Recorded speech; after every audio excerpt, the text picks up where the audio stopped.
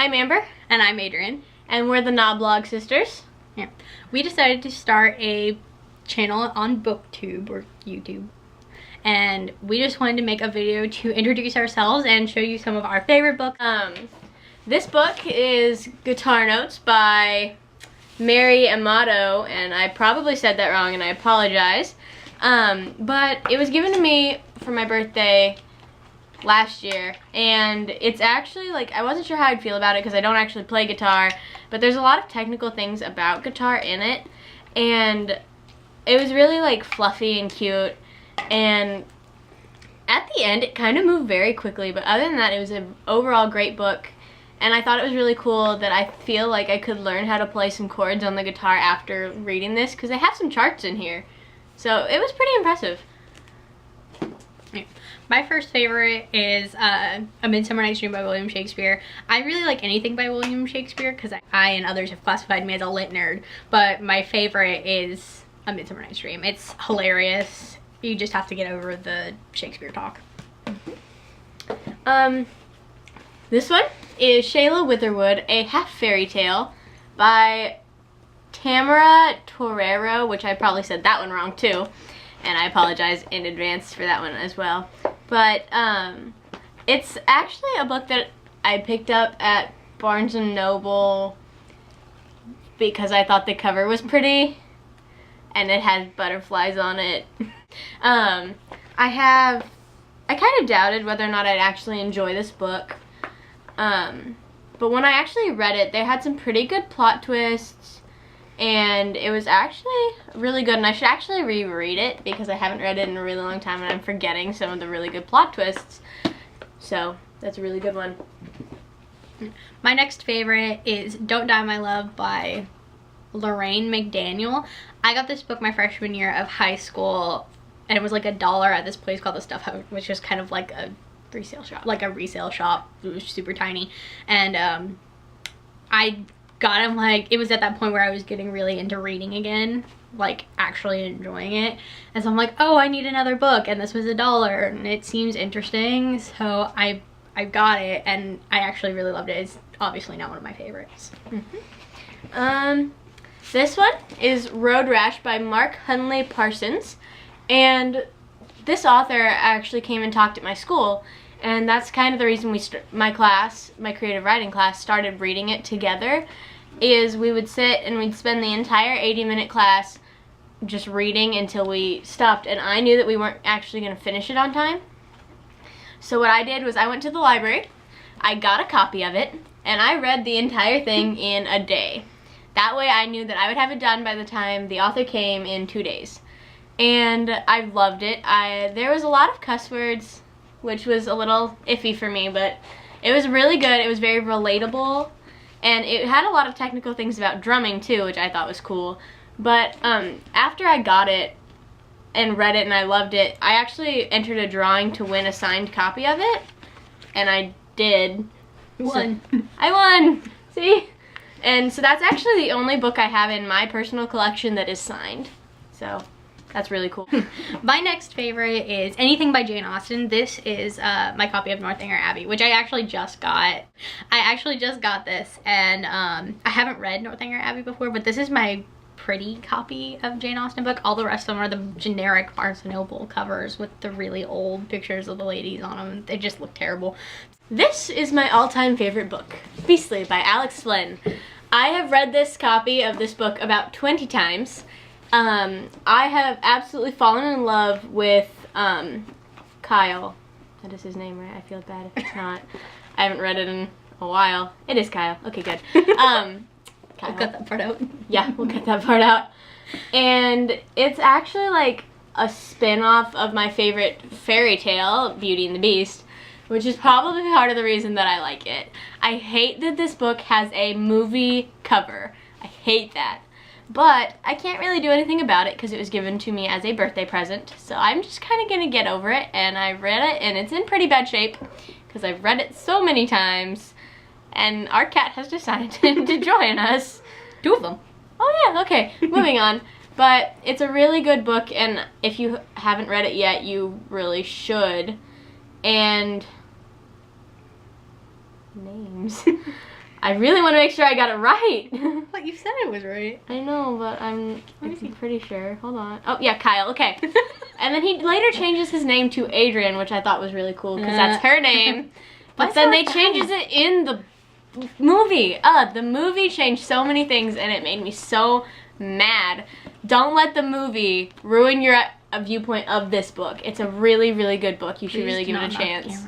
Please don't knock the camera over. Yeah, you don't knock the camera over. Cat's behind the camera. Don't knock the camera over. She's not gonna listen to me. That's fine. No. Hang on. My next favorite is the Lux series by Anna Gabrielson. I love historical fiction, and that's what this is. It's set in 1890s, I think. That sounds wrong. No, it is. 1899 was when the first book starts. Woohoo! I got it right. There you go. It's in the 1890s, which is actually one of my favorite eras. I don't know why. 1890 New York. Oh no, I know why. Yeah. But it's one of my favorite eras, and Whose bracelet is this? I don't know. We're filming. I'm sorry. I got sidetracked. I found a bracelet sitting downstairs.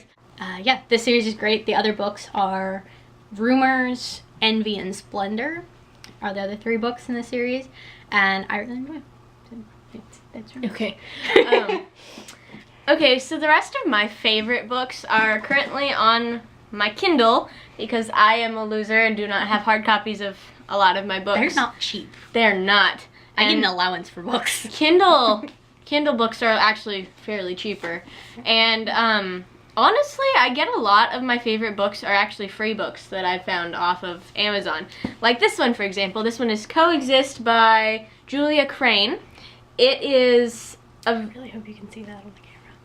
It was a free book, and I actually really liked it. The original covers, I don't know why they changed them. The original covers were actually a lot prettier than this. Like, they were, like, drawings, and it was really cool. I have that cover. Yeah.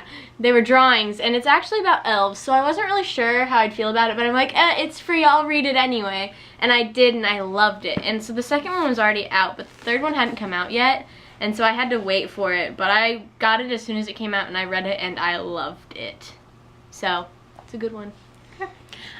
My next favorite. But I honestly think that they're only on Kindle. Like I have them on my Nook. I mean e-readers. I honestly think that they're only e-reader books, so that's a shame. But if you have one, you should look into it. All right. My next favorite is Fangirl by Rainbow Rowell. I absolutely love this book. It's about this girl, Kath, and she writes fan fiction. Which we do. So used to. I used to. We used to. I haven't actually written one in a really long time. I switched from writing fan fiction to just writing in general. Same. But I absolutely love this book. It's kind of a spin-off, like the story she writes fan fiction for is kind of a spin-off of Harry Potter. These are absolutely amazing. I felt like Kath, the main character, was really relatable, and I've kind of felt the same way. She's in her first year of college, and I just finished my sophomore year, so I kind of related a lot to how she felt. My next favorite book is Every Day by David Levithan. It's a really great book. I actually read it because I have a book club at my high school, and we actually read this book together. And that book, I haven't read it yet. Yeah, she hasn't read it yet, but she has it. It's actually like a really good book, and I'm gonna explain what it is because I think it's really cool. Go for it. It's actually about this guy, and he doesn't really have a name. He just goes by the letter A because he's not an actual person. He switches between bodies every day. Like every time he goes to sleep or at a certain time every night, he switches to a different person and he takes over their life for a day. And he usually tries to just live their life the way they would. But one day, he wakes up in this one guy's body, and his girlfriend, he can access their memories. He accesses his memories and realizes that this guy's been really rude to her, and like he's like, you know what, I'm gonna treat her good today. I'm gonna take her out on a date. And he actually falls in love with her, and since he changes bodies every day, he can't really control if he can ever see her again, but he tries. Every day he tries to find his way back to her.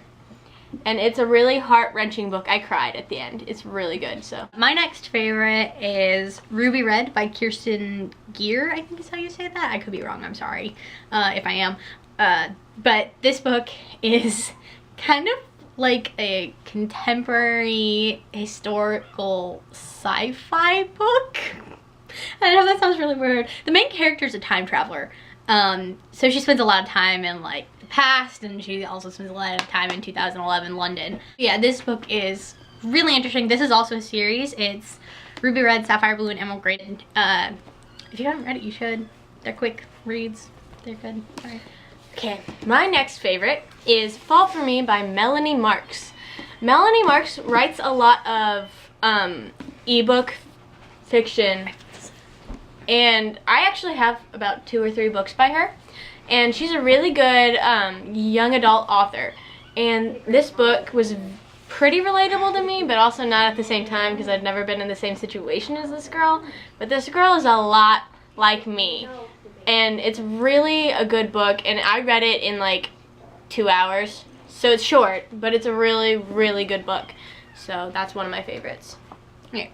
But my last personal favorite is Eyes Like Stars by Lisa Manchev. I don't think that's how you say that. It's not for everybody. I will say, like, I love this book. I haven't read their other 2 books in the series, but I love this book. But Amber probably wouldn't love this book because it takes place in a theater, like an actual, like, play theater, where all of the characters from every play ever written come to life and actually act out the plays based off of magic. It talks a lot about, like, William Shakespeare and their plays and specific people, and so if you don't know the plays... See, I don't read a lot of Shakespeare because he uses big words that I find difficult to understand. Whatever. And so I don't really read Shakespeare, so that would probably be a reason why I would not enjoy that book. If you don't read Shakespeare and you don't know the characters, you're gonna get lost, because if you don't know these characters, then a lot of the humor in it's gonna be lost on you. Okay. And since we've gone on for a very, very long time, we should probably stop now. Okay. Well, I hope you actually watched all of this and bared with us and enjoyed it. If not, we'll be posting shorter videos. Hopefully shorter. Hopefully shorter before too long, because we won't talk about so many books at a time. Yeah. But thank you for bearing with us if you did. I hope you have a wonderful day, whatever day you choose to watch this on. And we'll see you around. See you around. Maybe. Bye. Bye.